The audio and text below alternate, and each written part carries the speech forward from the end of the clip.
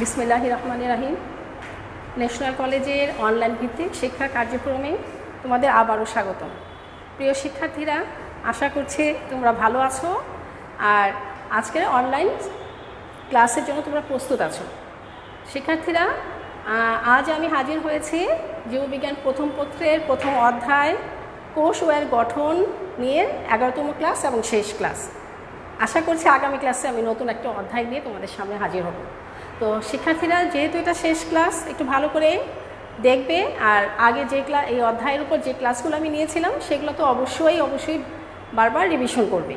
তো আজকে আমি এই অধ্যায় থেকে যে টপিক নিয়ে আলোচনা করব সেটা হচ্ছে কোষ প্রাচীরের গঠন এবং সূক্ষ্ম গঠন, কাজ, এই বিষয়গুলো আজকে থাকবে। এরপরেও যদি সময় থাকে তাহলে এখানে এই অধ্যায় থেকে আরও কিছু জ্ঞানমূলক অনুধাবন কোশ্চেন নিয়েও আমি আলোচনা করব বলে আশা করছি। তো আমার আজকে আলোচ্য বিষয়টা হচ্ছে কোষ প্রাচীরের সূক্ষ্ম গঠন। ঠিক আছে শিক্ষার্থীরা, তাহলে আগে আসি আমরা কোষ প্রাচীর কী।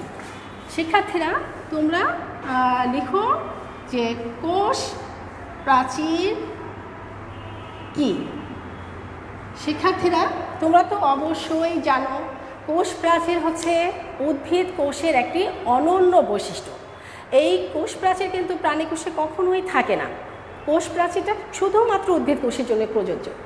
তাহলে এই কোষ প্রাচীরটা আমরা কি জানি যে উদ্ভিদ কোষের বাইরের দিকে একদম প্লাজমা মেমব্রেনের একদম শেষ বাইরের দিকে যে জড় একটা আবরণ থাকে যা কোষকে বাইরে আঘাত থেকে রক্ষা করে, সেই আবরণটির নামই হচ্ছে কোষ প্রাচীর। তো শিক্ষার্থীরা, এই কোষ প্রাচীর যেহেতু উদ্ভিদ কোষের একটা অনন্য বৈশিষ্ট্য এবং উদ্ভিদ কোষের গঠনের ক্ষেত্রে এটি গুরুত্বপূর্ণ অবদান রেখেছে, তাই আমরা কোষ প্রাচীরের গঠনটা নিয়ে আজকে আলোচনা করতে চাচ্ছি আমি। তোমরা অবশ্যই সেটি গুরুত্ব দেবে। আর পরীক্ষাতে বহুবার এই কোষ প্রাচীর গঠন, সূক্ষ্ম গঠন থেকে অনেকবারই কোশ্চেন এসেছিল। তো তোমরা কিন্তু এই ক্লাসটি বোঝার চেষ্টা করবে, যা তোমাদের অবশ্যই কাজে আসবে। তো শিক্ষার্থীরা, আমি কোষ প্রাচীরের গঠন নিয়ে আলোচনা করছি, তোমরা লক্ষ্য করো। তো আমি কি বলেছি, এটি 1665 খ্রিস্টাব্দে এটি রবার্ট হুক, বিজ্ঞানী রবার্ট হুক 1665 খ্রিস্টাব্দে সর্বপ্রথম মাইক্রোস্কোপের নিচে, অণুবীক্ষণ যন্ত্রের নিচে তিনি কি করলেন, একটি কোষ পর্যবেক্ষণ করেছিলেন। মূলত সেটি ছিল কোষ প্রাচীর। তো শিক্ষার্থীরা, তার মানে কি, বিজ্ঞানী রবার্ট হুক অণুবীক্ষণ 1665 খ্রিস্টাব্দে অণুবীক্ষণ যন্ত্রের নিচে যে কোষটি পর্যবেক্ষণ করেছিলেন সেটা ছিল মূলত কোষ প্রাচীর। তো শিক্ষার্থীরা, এই হচ্ছে বিজ্ঞানী রবার্ট হুক 1665 সালে কোষ আবিষ্কার করেন, কোষ প্রাচীরটি আবিষ্কার করেছিলেন। তো এইটি অবস্থানটা কোথায় শিক্ষার্থীরা? আমি কোষ প্রাচীরের অবস্থানটা যদি একটু বলি তাহলে তোমরা জানবে যে আমি প্রথমেই বলেছিলাম উদ্ভিদ কোষের এটি অনন্য বৈশিষ্ট্য। তাহলে সকল উদ্ভিদ কোষের মধ্যেই কোষ প্রাচীর থাকবে। এছাড়া ছত্রাকের কাইটিন নামক কোষ প্রাচীর থাকে। এক কোষী যে ব্যাকটেরিয়া, তার প্লাজমা মেমব্রেনের উপরেও একটি কোষ প্রাচীর থাকে, জড় কোষ প্রাচীর থাকে। তাহলে আমরা অবস্থানটা জেনে নিলাম কোষ প্রাচীরটা কোথায় থাকে। তো শিক্ষার্থীরা, এবার আসি আমি কোষ প্রাচীরের ভৌত গঠন আলোচনা করব। আমি শিক্ষার্থীরা, তোমরা লক্ষ্য করো কোষ প্রাচীরের ভৌত গঠন। তো শিক্ষার্থীরা, আমি এখন কি বলছি, কোষ প্রাচীরের ভৌত গঠন নিয়ে আমি এখন আলোচনা করছি। তো শিক্ষার্থীরা, তোমরা কোষ প্রাচীরের ভৌত গঠনে আমরা দেখব যে একটি পরিণত কোষ প্রাচীরের ক্ষেত্রে, পরিণত কোষ প্রাচীরের ক্ষেত্রে তিনটি অংশ দেখা যায়। একটা হচ্ছে, শিক্ষার্থীরা তোমরা লক্ষ্য করো, একটা হচ্ছে কোষ প্রাচীর ভৌত গঠনে আমরা যে তিনটি অংশ দেখতে পাই। একটি হচ্ছে মধ্যপর্দা, দেখা যাচ্ছে কিনা শিক্ষার্থীরা আমার লেখাটা? আচ্ছা, দেখো মধ্যপর্দা। এক নম্বর হচ্ছে মধ্যপর্দা, অথবা এটাকে আমরা বলতে পারি মিডল ল্যামিলা। মিডল, শিক্ষার্থীরা তোমরা এটাকে লিখতে পারো, এটা মধ্য পর্দা বা মিডল ল্যামিলা। শিক্ষার্থীরা তোমরা লিখে নাও, এটা হচ্ছে মধ্য পর্দা বা মিডল ল্যামিলা। এইটা হচ্ছে 2 নাম্বার আমরা লিখতে পারি। 2 নম্বরটা হচ্ছে প্রাথমিক প্রাচীর বা প্রাইমারি ওয়াল। প্রাথমিক প্রাচীর বা প্রাইমারি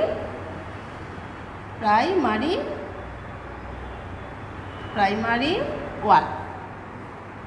3 নাম্বার হচ্ছে শিক্ষার্থীরা 3 নাম্বার যে অংশ সেটা হচ্ছে সেকেন্ডারি প্রাচীর।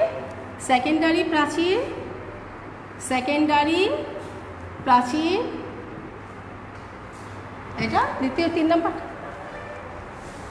তৃতীয়টা নাম্বার হচ্ছে না সেকেন্ডারি প্রাচীর। তৃতীয়টা হচ্ছে সেকেন্ডারি প্রাচীর বা সেকেন্ডারি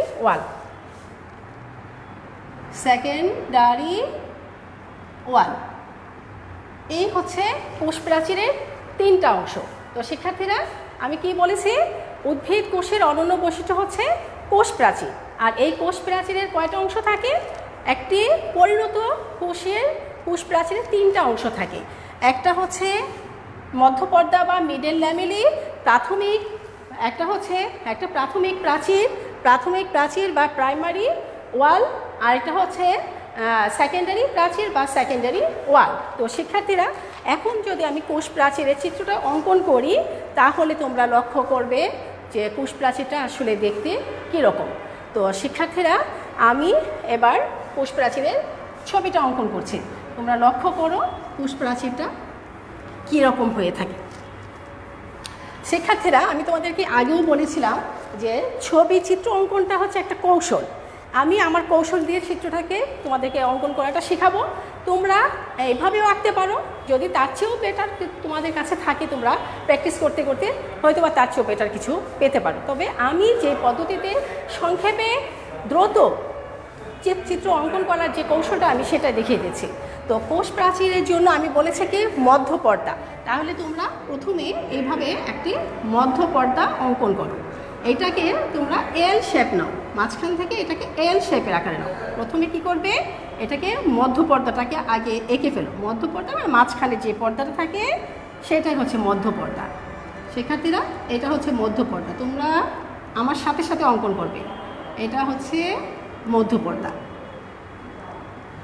এই তাহলে আমি কি বলেছিলাম, কোষ প্রাচীরের 3টা অংশ থাকে। একটা হচ্ছে মধ্যপর্দা বা মিডল ল্যামেলি, আমি কিন্তু এখন মধ্যপর্দাটা এঁকেছি।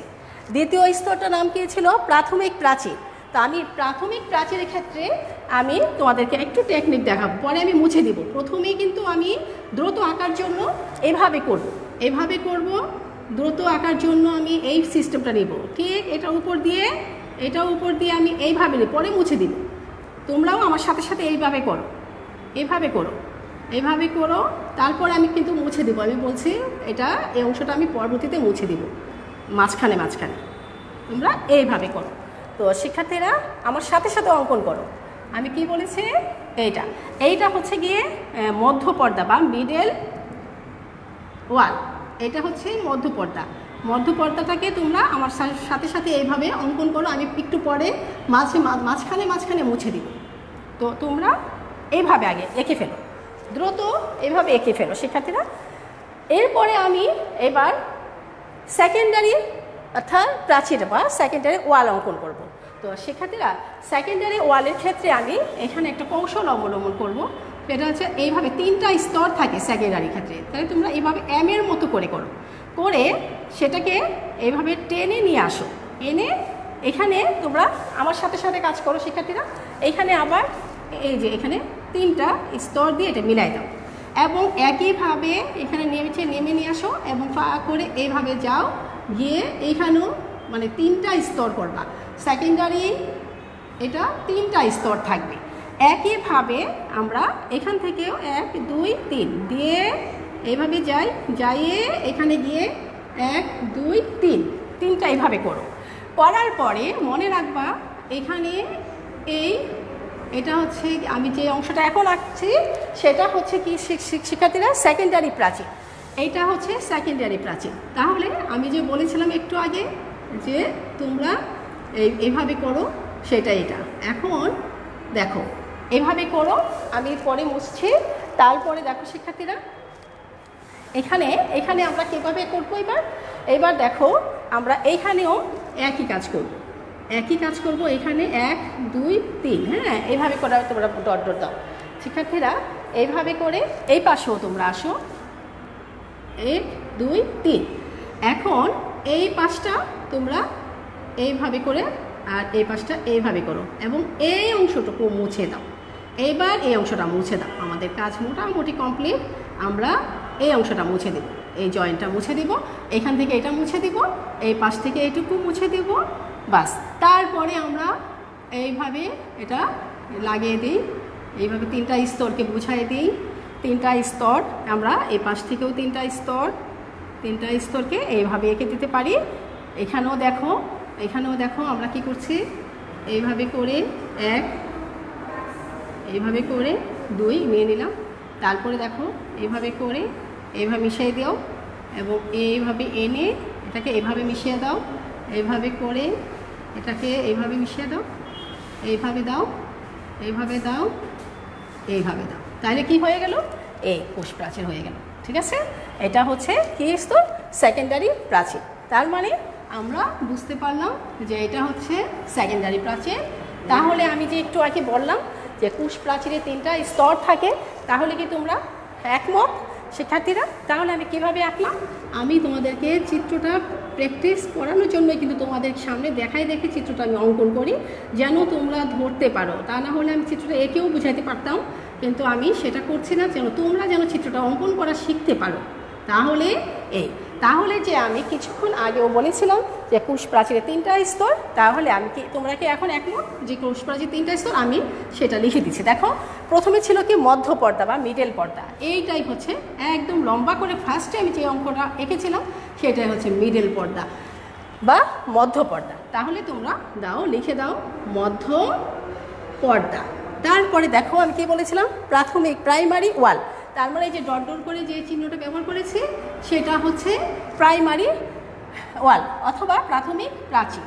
তাহলে তোমরা লিখো প্রাথমিক প্রাচীর। হ্যাঁ শিক্ষার্থীরা, এই যে তাহলে কি খুব সহজ না শিক্ষার্থীরা? তাহলে তো বুঝতে পারছো। আর যে 3টা স্তর নিয়ে আরেকটি মোটা সম্পূর্ণ স্তর আছে, সেটা কি স্তর তোমরা বুঝতে পেরেছো? সেকেন্ডারি প্রাচীর। সেকেন্ডারি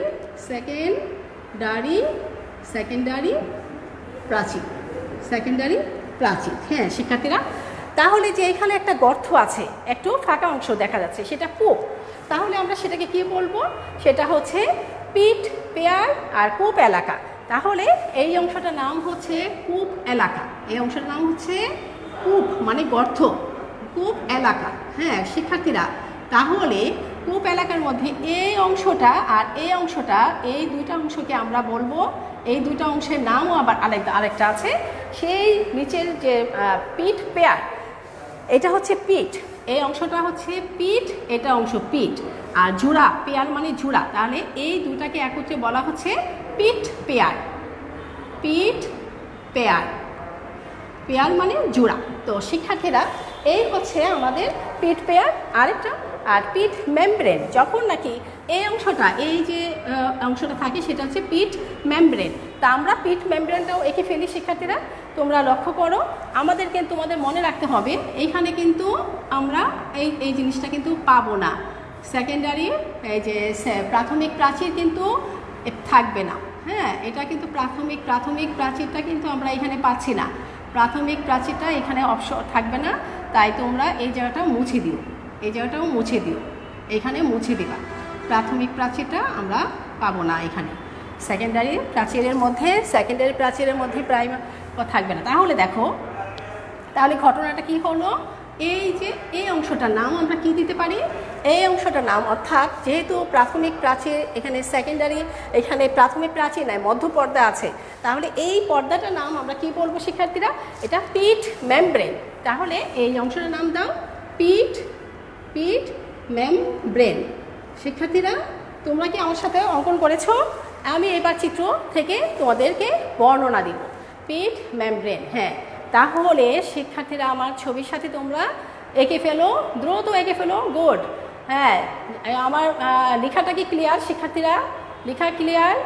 আর তোমরা কি ছবিটা আমার সাথে সাথে অঙ্কন করতে পেরেছো?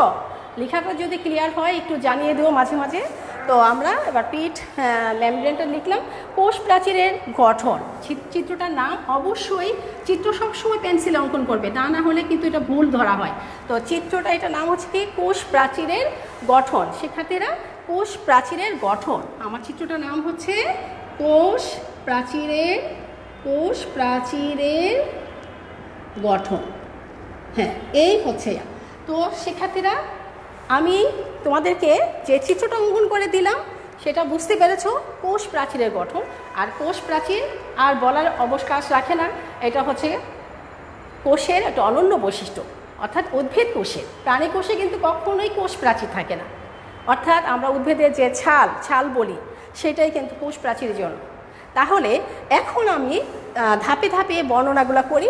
প্রথমে বোঝাবো তোমাদেরকে মধ্যপর্দা কী, তারপরে বোঝাবো প্রাথমিক প্রাচীরটা কী, তারপরে বোঝাবো সেকেন্ডারি প্রাচীর কী, তারপরে কূপ এলাকা, পিট পেয়ার, তারপরে পিট মেমব্রেন, এটা হচ্ছে ভৌত গঠন। এরপরে বলতে আমি রাসায়নিক গঠনে আসবো, তারপরে কাজ নিয়ে আলোচনা করব, তারপর আমার কোষ প্রাচীরের বর্ণনা মোটামুটি শেষ হবে। তাহলে আমি এখন প্রথমে আসছি মধ্যপর্দা কী। শিক্ষার্থীরা তোমরা অবশ্যই দেখেছো মধ্যস্থানে যে পর্দাটি অবস্থান করছে সেই তো মধ্যপর্দা। তাহলে আমরা কি বলবো? কোষ প্রাচীরের প্রথম স্তরটি, আমরা এখান থেকে যদি আসি এইভাবে, এই পাশ থেকে এইভাবে যাই, তাহলে এটা প্রথম স্তর, এটা দ্বিতীয় স্তর, তৃতীয় স্তর। এই পাশ থেকে গেলেও এটা মধ্যপর্দা প্রথম স্তর, তারপরে দ্বিতীয় স্তর, এটা তৃতীয় স্তর। তাহলে কি আমরা বলতে পারি না? প্রথমেই বলবো যে মধ্যপর্দা হচ্ছে কোষ প্রাচীরের প্রথম স্তর। কোষ প্রাচীরের প্রথম স্তরটি হচ্ছে মধ্যপর্দা। আর এটি কি করে? অর্থাৎ দুটি, আমরা বলতে পারি যে দুটি পাশাপাশি কোষের মধ্যবর্তী যে সাধারণ পর্দা থাকে, দুটা পাশাপাশি কোষের মধ্যবর্তী যে সাধারণ একটি পর্দা থাকে সেটি হচ্ছে মধ্যপর্দা। আর আমরা বলবো যে এটা যখন এই অবস্থান করে সেটা মধ্যপর্দা। শিক্ষার্থীরা তোমরা মনে রাখবা যে মধ্যপর্দাটি কিন্তু পাশাপাশি দুটি কোষের মধ্যে পৃথক করতে সাহায্য করে। কখনো যদি মধ্যপর্দাটা বিগলিত হয়ে যায়, অর্থাৎ বিগলিত হয়ে যায়, তখন এই কোষ পাশাপাশি কোষগুলা কি হয়? তখন এরা কিন্তু দুটি, যখন বিগলন হয়ে গেলে তখন দুটা কোষের মধ্যে এরা পৃথক হয়ে যাবে, দুটি কোষ হইতে পৃথক হয়ে যাবে। এই হচ্ছে মধ্যপর্দার কাজ। শিক্ষার্থীরা মধ্যপর্দা, আর আমরা জানি এই মধ্যপর্দাটা কোথা থেকে সৃষ্টি হয় সেটাও তো আমাদের জানা প্রয়োজন। এই মধ্যপর্দাটা কিভাবে সৃষ্টি হয়? অর্থাৎ কোষের যে সাইটোপ্লাজমটা আছে সেই কোষের সাইটোপ্লাজমের মধ্যে প্লাজম থেকে ফ্যাগমোপ্লাস্ট আর গোলগি বডি থেকে তোমার এখানে প্যাকটিন জাতীয় ভেসিকল, অর্থাৎ সাইটোপ্লাজম থেকে ফ্যাগমোপ্লাস্ট আর গোলগি বডি থেকে প্যাকটিন নামক একটি প্যাকটিন জাতীয় ভেসিকল আছে, সেইগুলো মিলিতভাবেই সেইগুলার থেকে এই মধ্যপর্দার সৃষ্টি। শিক্ষার্থীরা তোমরা বুঝতে পেরেছো মধ্যপর্দাটা কীভাবে সৃষ্টি হয়? সাইটোপ্লাজমের মধ্যে আছে তোমার, সেখানে শিক্ষার্থীরা এখানে ফ্যাগমোপ্লাস্ট আছে, আর আছে গোলগি বডি থেকে আসে একটু প্যাকটিন জাতীয় কিছু ভেসিকল। এইগুলো মিলিতভাবেই হচ্ছে, এগুলো সবগুলো মিলিত হয়ে এই ধীরে ধীরে এই মধ্যপর্দাটার সৃষ্টি হয়। শিক্ষার্থীরা এই প্যাকটিন অ্যাসিডের পরিমাণ যদি বেড়ে যায় তাহলে এটা যদি কোনো কারণে এই প্যাকটিন যে পরিমাণটা বেড়ে যায়, অ্যাসিডের পরিমাণটা যদি বেড়ে যায়, তাহলে এই মধ্যপর্দাটা কী হবে? শিক্ষার্থীরা জেলির মতো দেখাবে, এটা এরকম জেলি মতো মনে হবে। এই হচ্ছে মধ্যপর্দা। তাহলে আমি মধ্যপর্দাটা তোমাদেরকে বর্ণনা করব। এখন আমি কি আলোচনা করব? আমার প্রাথমিক প্রাচীর। শিক্ষার্থীরা তোমরা ছবিতে দেখতে পাচ্ছ মধ্যপর্দার পাশে যে আমি ডট চিহ্ন করে যে চিহ্নিত করেছি সেটাই হচ্ছে প্রাথমিক প্রাচীর অথবা প্রাইমারি ওয়াল। প্রাথমিক প্রাচীর অথবা প্রাইমারি ওয়াল। আমি এখন প্রাথমিক প্রাচীর নিয়ে আলোচনা করব। তো শিক্ষার্থীরা তোমরা অবশ্যই বুঝতে পেরেছো প্রাথমিক প্রাচীরটা হচ্ছে মধ্যপর্দা, এটা কোষের দ্বিতীয় স্তর। আমি যদি মধ্যপর্দাকে প্রথম স্তর ধরি, তাহলে অবশ্যই মধ্যপর্দার পরবর্তী স্তরটার নামই হচ্ছে প্রাথমিক প্রাচীর বা মধ্যপর্দা, এটা কোষ প্রাচীরের দ্বিতীয় স্তর বলবো আমরা, তাই না শিক্ষার্থীরা? তো এখন তোমরা মনে রাখবে যে এটা কিন্তু তোমার মধ্যপর্দার উপর, এই যে মধ্যপর্দা, এই মধ্যপর্দাটার উপর এটা পাতলা একটা স্তর, এই প্রাথমিক প্রাচীরটা কিন্তু মধ্যপর্দার উপর অবস্থিত একটা পাতলা একটা স্তর, এবং এই স্তরটা সাধারণত শিক্ষার্থীরা, এই স্তরটা সেলুলোজ, হেমিসেলুলোজ আর গ্লাইকোপ্রোটিন, এইগুলা মধ্যপর্দার উপর সেলুলোজ, হেমিসেলুলোজ আর গ্লাইকোপ্রোটিন জাতীয় পদার্থগুলো মধ্যপর্দার উপর জমা হয়ে এই প্রাচীর, সেকেন্ডারি প্রাচীর গঠন করে। শিক্ষার্থীরা তোমরা মনে রাখবা যে এটা অবশ্যই এটা 1 থেকে 3 মাইক্রোমিটার পর্যন্ত প্রশস্ত হয়ে থাকে। এইটা 1 থেকে 3 মাইক্রোমিটার পর্যন্ত এটা প্রশস্ত হয়ে থাকে, 1 থেকে 3। তাহলে মনে রাখবে এই স্তরটা খুবই পাতলা একটা স্তর, 1 থেকে 3 মাইক্রোমিটার পর্যন্ত এটা প্রশস্ত হতে পারে।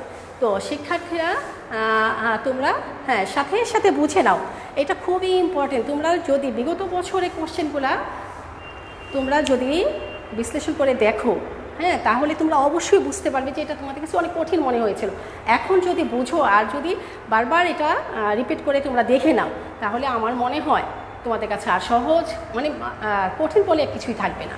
তাহলে এটার প্রাচীরটা পাতলা এবং 1 থেকে 3 মাইক্রোমিটার পর্যন্ত এটা প্রশস্ত হয়ে থাকে।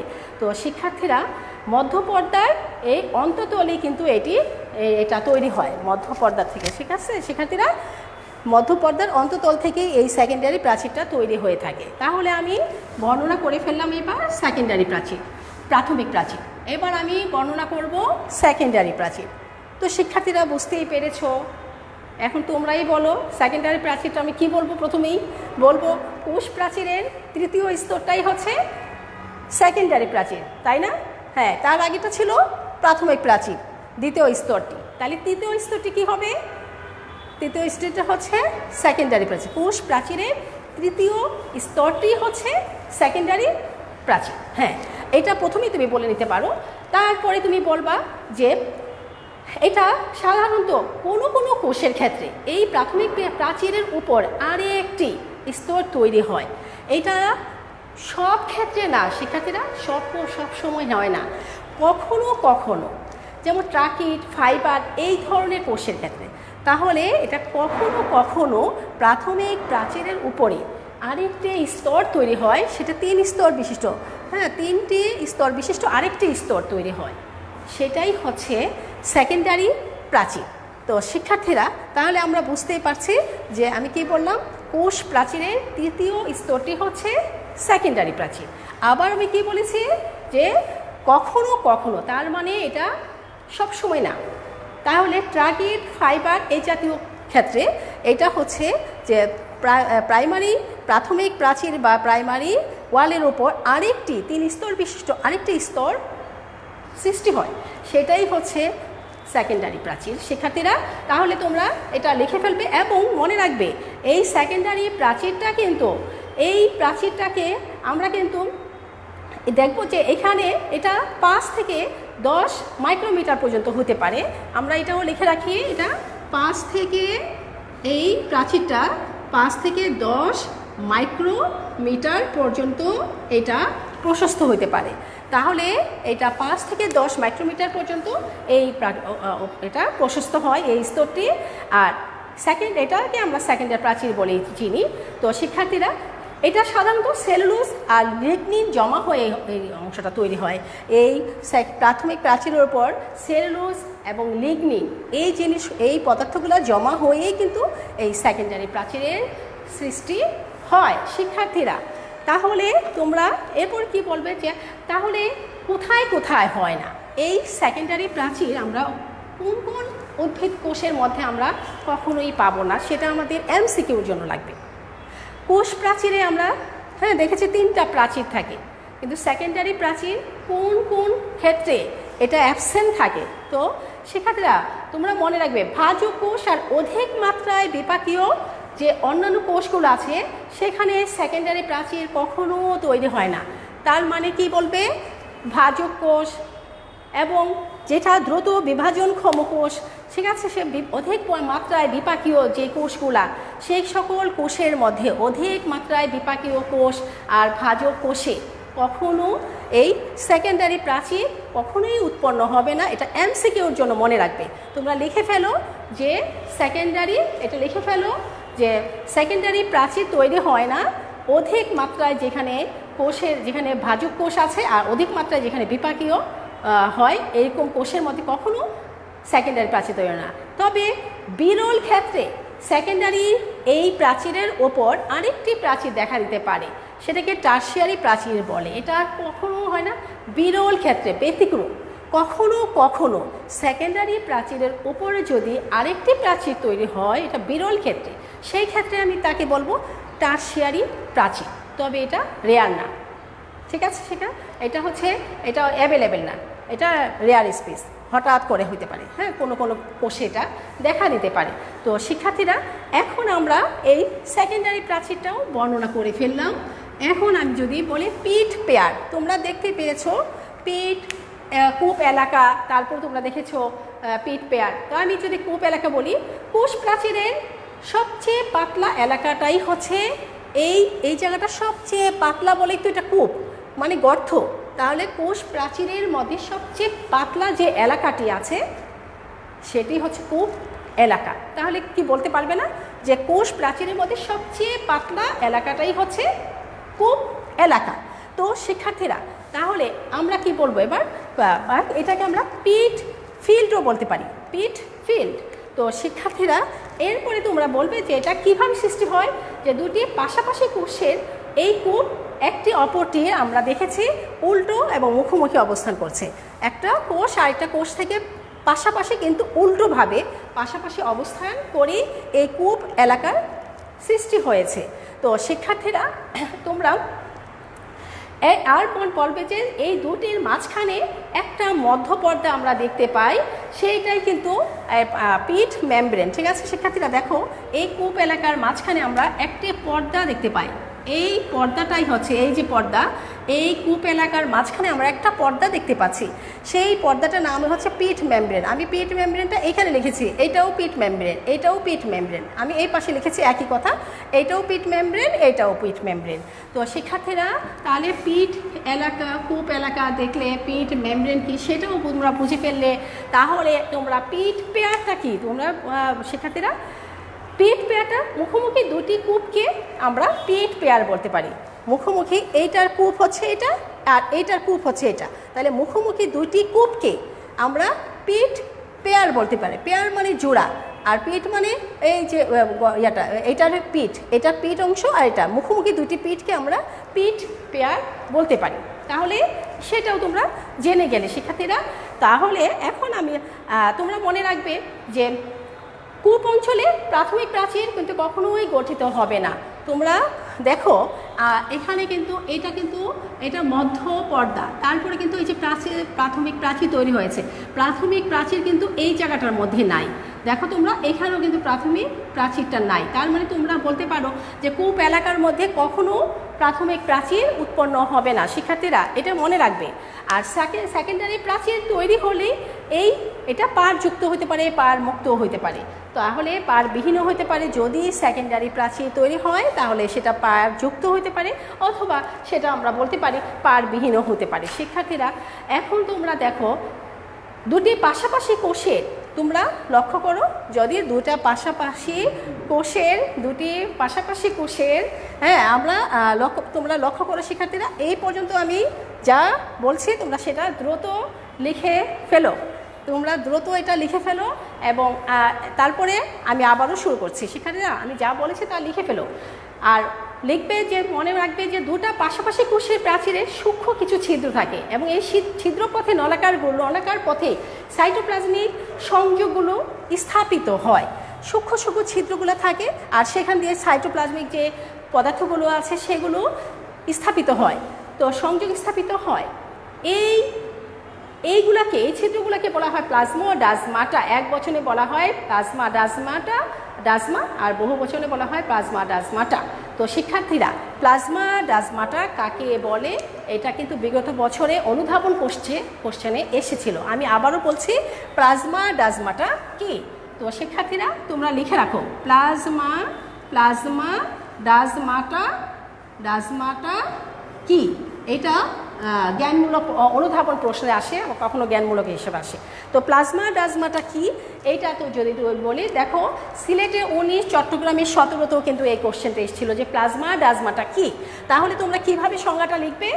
যে দুটি পাশাপাশি কোষের প্রাচীরের যে সূক্ষ্ম ছিদ্র পথে, যে একটা নলাকার পথে যে সাইটোপ্লাজমিক সংযোগ স্থাপিত হয়, সেই ছিদ্রগুলোকে বলা হয়, সেই অংশটাকে বলা হয় প্লাজমা ডাজমা। আর এক বচনে বলা হয় প্লাজমা ডাজমা, হ্যাঁ, আর বহু বচনে বলা হয় প্লাজমা ডাজমাটা। তো রাসায়নিক গঠন, এখন আমি ভৌত গঠন বর্ণনা করেছি, আর এখন আমি বর্ণনা করব এর রাসায়নিক গঠন। শিক্ষার্থীরা, কোষ প্রাচীরের রাসায়নিক গঠন, এটাও আলাদাভাবে আসে অনেক সময়। কোষ প্রাচীরের রাসায়নিক গঠন বর্ণনা করো। তাহলে রাসায়নিক গঠন, তোমরা এই ভৌত গঠনের মধ্যেই রাসায়নিক গঠনের কিছু কিছু উপাদানে তোমরা নাম জেনে ফেলেছো। তারপরেও আমি রাসায়নিক গঠন হিসেবে কোষ প্রাচীরের গঠনটা আবারও বলছি। শিক্ষার্থীরা, তোমরা চিত্রটা দেখে আবার মনে করার চেষ্টা করো। রাসায়নিক গঠনের মধ্যে আমরা কী বলেছিলাম? যে কোষ প্রাচীরের মধ্যপর্দায় অধিক পরিমাণে প্যাকটিক অ্যাসিড থাকে, এছাড়াও থাকে অদ্রবণীয় ক্যালসিয়াম প্যাকটেন, তারপরে ম্যাগনেসিয়াম, তারপরে হচ্ছে অদ্রবণীয় ক্যালসিয়াম প্যাকটেট থাকে, ম্যাগনেসিয়াম প্যাকটেট থাকে, ম্যাগনেসিয়াম প্যাকটেট লবণ থাকে। এইগুলা হচ্ছে রাসায়নিক গঠনে কোষ মধ্যপর্দার মধ্যে আমরা রাসায়নিক গঠন হিসাবে এই অংশগুলো পেয়ে থাকি। তারপরে শিক্ষার্থীরা তোমরা দেখো, এছাড়াও অল্প পরিমাণে প্রোটোপ্যাকটিনও আমরা এই মধ্যপর্দার মধ্যে আমরা দেখতে পারি, অল্প পরিমাণে। তারপরে হচ্ছে আমরা যদি আরও দেখি তাহলে বলবো, এছাড়াও প্রাথমিক প্রাচীরের মধ্যে তোমার সেলুলোজ, হেমিসেলুলোজ, গ্লাইকোপ্রোটিন থাকে। আমি প্রাথমিক প্রাচীর গঠনের সময় বলেছিলাম সেলুলোজ, হেমিসেলুলোজ আর গ্লাইকোপ্রোটিন এই সেকেন্ডারি অর্থাৎ প্রাথমিক প্রাচীর অর্থাৎ দ্বিতীয় কোষ প্রাচীর দ্বিতীয় স্তরের মধ্যে রাসায়নিক উপাদান হিসাবে বিদ্যমান থাকে। শিক্ষার্থীরা, তাছাড়া আরও আমরা কি বলতে পারি, এর মধ্যে তোমরা মনে রাখবে যে সেকেন্ডারি প্রাচীরের মধ্যে অর্থাৎ তৃতীয় স্তরটি, কোষ প্রাচীরের যে তৃতীয় স্তর অর্থাৎ সেকেন্ডারি প্রাচীর যাকে আমরা বলি, সেই সেকেন্ডারি প্রাচীরের মধ্যে লিগনিন থাকে। কোনো প্রাচীরে সুবিরিন, ওয়াক্স ইত্যাদিও আমরা পেয়ে থাকি। তো শিক্ষার্থীরা, তোমরা মনে রেখো যে কোষ প্রাচীর ছত্রাকের মধ্যেও আমি বলেছিলাম কোষ প্রাচীর থাকে, সেটা কাইটিন নামক প্রাচীর। তাহলে তোমরা জেনে গেলে এছাড়াও আর কি থাকে। আর ব্যাকটেরিয়া প্রাচীরে লিগনিন প্রোটিন পলিমার দিয়ে গঠিত হবে। আমি বলেছিলাম যে ব্যাকটেরিয়ার প্লাজমা পর্দার উপর এক ধরনের কোষ প্রাচীর থাকে, সেই কোষ প্রাচীরটা রাসায়নিক গঠনটা হচ্ছে শিক্ষার্থীরা সেটা হচ্ছে লিগনিন প্রোটিন পলিমার। তাহলে এমসিকিউর জন্য আসতে পারে যে ব্যাকটেরিয়ার কোষ প্রাচীর কী দ্বারা গঠিত, লিগনিন কী বলবে শিক্ষার্থীরা, তোমরা লিখে রাখো, লিগনিন প্রোটিন পলিমার দিয়ে ব্যাকটেরিয়ার লিগনিন প্রোটিন পলিমার দিয়ে ব্যাকটেরিয়ার কোষ প্রাচীর গঠিত হয়। এটা এমসিকিউর জন্য গুরুত্বপূর্ণ। তো শিক্ষার্থীরা, এবার আমরা কোষ প্রাচীরের মধ্যে কোন উপাদান কত পরিমাণে থাকে সেটা একবার লিখে নিই। তোমরা লিখে রাখো শিক্ষার্থীরা, এটা কোষ প্রাচীরের মধ্যে সেলুলোজ থাকে 40%। সেলুলোজের পরিমাণ হচ্ছে শিক্ষার্থীরা, তোমরা লিখো, কোষ প্রাচীরের মধ্যে সেলুলোজের পরিমাণ হচ্ছে 40% থাকে কোষ প্রাচীরের মধ্যে। আর এটা লিখে ফেলো। তারপরে হেমিসেলুলোজ হলো 20%। হেমিসেলুলোজের পরিমাণ হচ্ছে 20%। তাহলে সেলুলোজ হচ্ছে 40%, হেমিসেলুলোজ 20%। আর তোমরা লিখে রাখো প্যাকটিন হচ্ছে 30%। প্যাকটিনের পরিমাণ আছে 30%, প্যাকটিন 30%। আর তোমরা জানো যে আর হচ্ছে তোমরা লিখে রাখো গ্লাইকোপ্রোটিন হচ্ছে 10% থাকে। গ্লাইকোপ্রোটিনের পরিমাণ হচ্ছে গ্লাইকোপ্রোটিন হচ্ছে 10%। এই হচ্ছে রাসায়নিক উপাদান। তো শিক্ষার্থীরা, তোমরা লিখতে পেরেছো, সব তুলেছো শিক্ষার্থীরা? হ্যাঁ, তোমরা দ্রুত এটা উঠিয়ে ফেলো, লিখে ফেলো। এরপর আমি এটার শিক্ষার্থীরা সূক্ষ্ম গঠন নিয়ে একটু আলোচনা করছি। দ্রুত তোমরা লিখে ফেলো। কোষ প্রাচীরের সূক্ষ্ম গঠন। কোষ প্রাচীরের প্রধান উপাদান হচ্ছে সেলুলোজ। এই কোষ প্রাচীরের প্রধান উপাদান হচ্ছে সেলুলোজ। শিক্ষার্থীরা, সেলুলোজ হলো একটি পলিস্যাকারাইড। এটার বৈশিষ্ট্য হচ্ছে এটা পলিস্যাকারাইড। তাহলে 6 কার্বন বিশিষ্ট বিটা ডি গ্লুকোজগুলো অসংখ্য অণু নিয়েই এটি গঠিত। পলিস্যাকারাইডটি 1000 থেকে 3000 সেলুলোজ তন্তু নিয়ে একটা সেলুলোজ চেইন গঠিত হয়। প্রায় 100 সেলুলোজ চেইন মিলিতভাবে ক্রিস্টালাইন মাইসেলি গঠন করে। এই মাইসেলি কোষই হচ্ছে কোষ প্রাচীরের ক্ষুদ্রতম গাঠনিক একক হিসাবে ধরা হয়। তাহলে বুঝতে পেরেছ কত কত কত কত সূক্ষ্ম উপাদানগুলো মিলিত হয়ে এক কোষ প্রাচীরটা গঠিত হচ্ছে। প্রায় 20টি মাইসেলি মিলে একটি মাইক্রোফাইব্রিল গঠন করে। এরপরে অনেকগুলো মাইক্রোফাইব্রিল মিলিতভাবে একটি তন্তু বা ফাইবার গঠন করে। তাহলে এইভাবেই হচ্ছে কোষ প্রাচীরের সূক্ষ্ম গঠনটা আমরা জানতে পারলাম। তো শিক্ষার্থীরা, এবার আমি কোষ প্রাচীরের কাজ আলোচনা করছি। শিক্ষার্থীরা তোমরা লিখে নাও কোষ প্রাচীরের কাজ। এটা আলাদাভাবে কোশ্চেন আসে। কোষ প্রাচীরের কাজ, কোষ প্রাচীর উদ্ভিদ কোষের ক্ষেত্রে কী ধরনের কাজ করে। আমি তোমাদেরকে প্রথমেই বলেছিলাম কোষ প্রাচীর উদ্ভিদ কোষের কী করে, উদ্ভিদ কোষকে বাইরের আঘাত থেকে ভিতরের উপাদানগুলোকে রক্ষা করে, ভিতরের উপাদানগুলোকে সুরক্ষা করে। কোষ প্রাচীরের আরও কাজ হচ্ছে, তোমরা বলবে যে সুনির্দিষ্ট একটা কোষের সুনির্দিষ্ট আকৃতি দান করে এই কোষ প্রাচীর। শিক্ষার্থীরা, বাইরের আঘাত থেকে রক্ষা করে এবং ভিতরের কোষগুলোকে সজীব বস্তুগুলোকে রক্ষা করে এই বাহিরের এই জড় আবরণ বিশিষ্ট কোষ প্রাচীরটি। তো শিক্ষার্থীরা, তোমরা আরও কাজগুলো বলতে পারো যে প্রয়োজনীয় শক্তি এবং দৃঢ়তা প্রদান করে এই কোষ প্রাচীর। তো শিক্ষার্থীরা, পানি, খনিজ লবণ শোষণ এবং পরিবহনের ক্ষেত্রেও এই কোষ প্রাচীরটা অবদান রাখে। পানি ও খনিজ লবণ শোষণ পরিবহনের ক্ষেত্রেও এই কোষ প্রাচীরের অবদান আছে। শিক্ষার্থীরা, এছাড়াও আমরা বলতে পারি এক কোষ থেকে, আমরা জানি কোষ প্রাচীরের কারণেই কিন্তু কোষগুলো এক কোষ থেকে আরেক কোষ থেকে পৃথক থাকে। তাহলে কোষ প্রাচীর আমাদের কোষের ক্ষেত্রে অনেক গুরুত্বপূর্ণ ভূমিকা পালন করছে। তাছাড়াও শিক্ষার্থীরা, আর আমরা তো অবশ্যই জানি যে প্রাণী কোষে কোষ প্রাচীর থাকে না। তো আজকে আমি কোষ প্রাচীর সমাপ্ত করলাম। এই কোষ প্রাচীরের গঠন, সূক্ষ্ম গঠন, ভৌত গঠন, তারপরে হচ্ছে কোষ প্রাচীরের মধ্যে যেমন পিট পেয়ার কী, কূপ এলাকা কী, তারপরে হচ্ছে আমি যে বলেছিলাম যে প্লাজমা ডেজমাটা কী, এগুলো আসে। আবার কোষ প্রাচীরের রাসায়নিক গঠন আলাদাভাবে আসে। কোষ প্রাচীরের সূক্ষ্ম গঠন এটাও কখনো কখনো আসে। তার মানে কোষ প্রাচীরটা তোমাদের জন্য অত্যন্ত অত্যন্ত গুরুত্বপূর্ণ। তো শিক্ষার্থীরা, এই অধ্যায় তো আমি আজকে শেষ করব। তো এই শেষ করার আগে আমি এখানে কিছু কিছু সংজ্ঞা তোমাদের বাদ পড়েছিল। তার মধ্যে একটা হচ্ছে জিন কি। শিক্ষার্থীরা, তোমরা একটু অবগত করো যে লেখাগুলা তোমরা দেখতে পাচ্ছ কিনা, ক্লিয়ার কিনা, ঠিক আছে? তা আমি এখন আর কয়েকটা সংজ্ঞা লিখব। সংজ্ঞাগুলো তোমরা তুলে নাও, খুবই গুরুত্বপূর্ণ। আমি এই অংশটা মুছে দিলাম। আমি এখন কিছু সংজ্ঞা নিয়ে আলোচনা করব, তোমরা সেটা দ্রুত করে ফেলো। একটা হচ্ছে জিন কি। এই অধ্যায়ের কিছু গুরুত্বপূর্ণ জ্ঞানমূলক প্রশ্ন। জিন কি তোমরা সবাই জানো। জিন কি? জীবের চারিত্রিক বৈশিষ্ট্য নিয়ন্ত্রণকারী ক্ষুদ্রতম এককে জিন বলে। জীবের, আমাদের প্রত্যেকটা জীবের যে চারিত্রিক বৈশিষ্ট্যগুলো আছে, এই বৈশিষ্ট্যগুলোকে নিয়ন্ত্রণকারী যে ক্ষুদ্র উপাদান আছে সেটাই হচ্ছে জিন। তাহলে জীবের চারিত্রিক বৈশিষ্ট্য নিয়ন্ত্রণকারী ক্ষুদ্রতম এককে কি বলা হয়? জিন বলা হয়। তো শিক্ষার্থীরা, এটা পরীক্ষাতে আসে।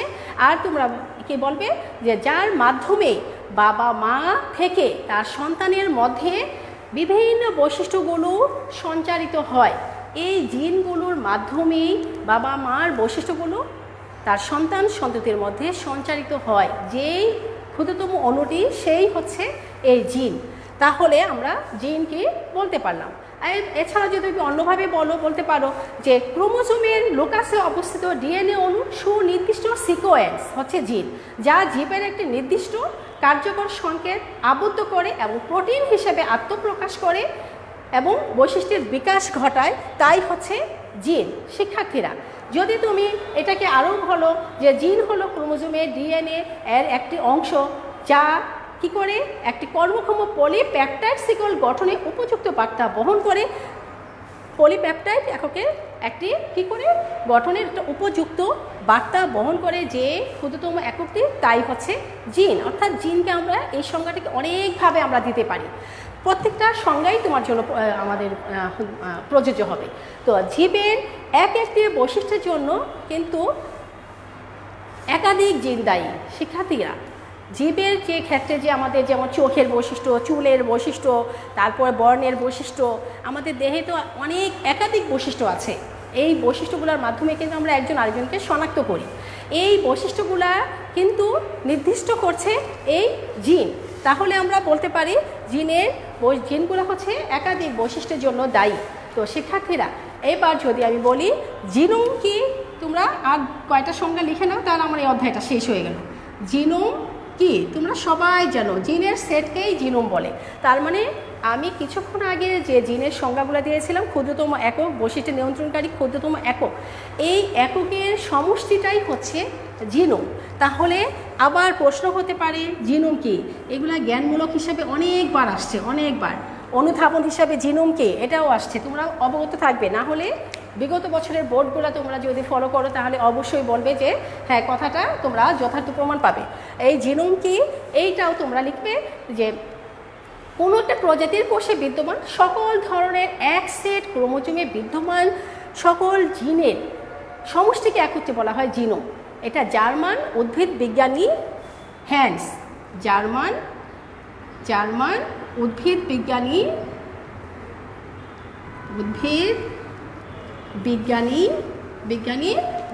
শিক্ষার্থীরা তোমরা লিখে নাও, জার্মান উদ্ভিদ বিজ্ঞানী হ্যান্স উইঙ্কার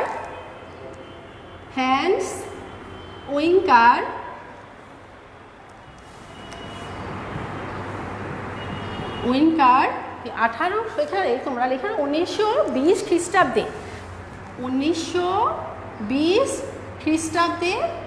খ্রিস্টাব্দে জার্মান উদ্ভিদ বিজ্ঞানী হ্যান্স উইঙ্কার 1920 খ্রিস্টাব্দে এই জিনোম শব্দটি ব্যবহার করেন। খ্রিস্টাব্দে এই জিনোম শব্দটি ব্যবহার করেন। এটা এমসিকিউর জন্য লিখে রাখো, জিনোম শব্দটি ব্যবহার করেন। কে করেন শিক্ষার্থীরা? আবার দেখো, জার্মান উদ্ভিদ বিজ্ঞানী, এমসিকিউ আসতে পারে, জিনোম শব্দটি ব্যবহার করেন যে বিজ্ঞানী কোন দেশের অধিবাসী ছিলেন, তার মানে জার্মান উদ্ভিদ বিজ্ঞানী ছিলেন। তাহলে বলো যে জিনোম শব্দটি ব্যবহার করেন কোন বিজ্ঞানী? হ্যান্স উইঙ্কার। কত সালে? 1920 খ্রিস্টাব্দে। তাহলে এমসিকিউ এখান থেকে তিনভাবে আসতে পারে। তো শিক্ষার্থীরা, তোমরা মনে রাখবে সব মানুষের জিনোমের গঠন, মানে এই যে জিনোমটা বলছি, সব মানুষের এই জিনোমের গঠনের ক্ষেত্রে 99.9% একই রকম।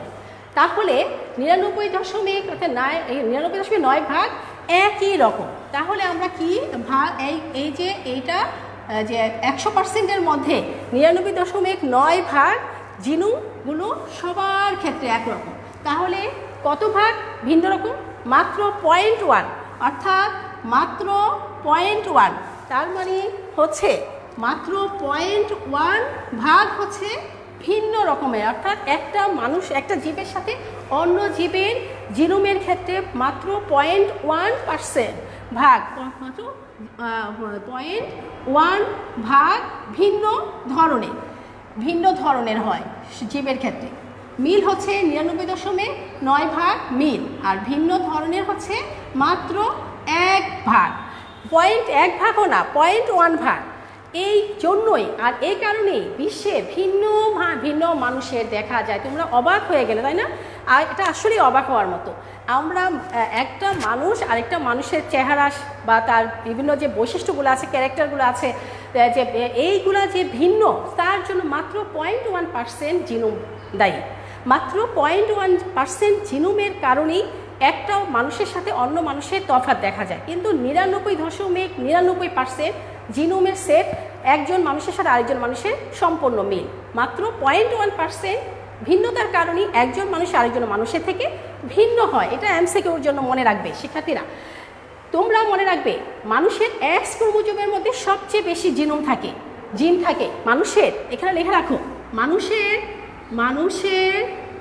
এক্স ক্রোমোজোমে সবচেয়ে বেশি জিন থাকে। তাহলে কতটুকু থাকে শিক্ষার্থীরা? তাহলে তোমরা লেখা রাখো, সেখানে হচ্ছে 2968টি জিন থাকে। সবচেয়ে বেশি জিন থাকে কোথায়? এক্স ক্রোমোজোমে, সেখানে সবচেয়ে বেশি জিন থাকে এবং তার পরিমাণ হচ্ছে 2968তে। তাহলে এবার বলতেই পারো তাহলে সবচেয়ে কম জিন থাকে কোথায় শিক্ষার্থীরা? তাহলে তোমরা লিখে রাখো, সবচেয়ে কম জিন থাকে মানুষের ক্ষেত্রে, মানুষের ওয়াই ক্রোমোজোমে, অর্থাৎ ওয়াই ক্রোমোজোমে